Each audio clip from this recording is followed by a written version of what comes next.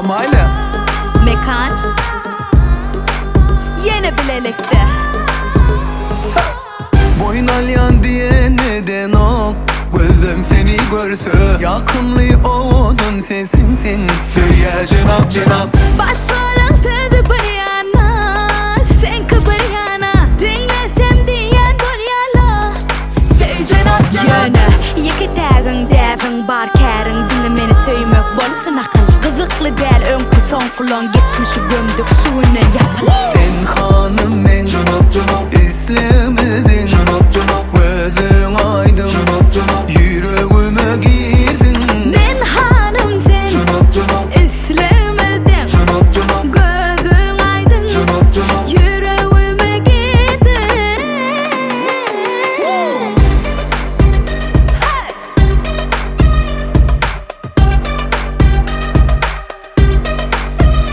Let's go.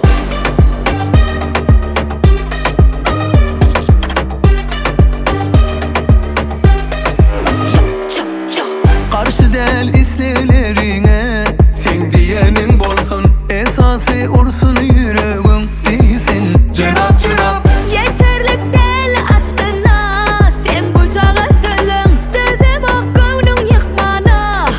Bil cenap yine iki tağın devin bar kârin. Dinlemeni söymek bolsun akıl. Kızıklı der önkü son kulon. Geçmişi gömdük suyunu yapalım. Sen hanım men islemedin,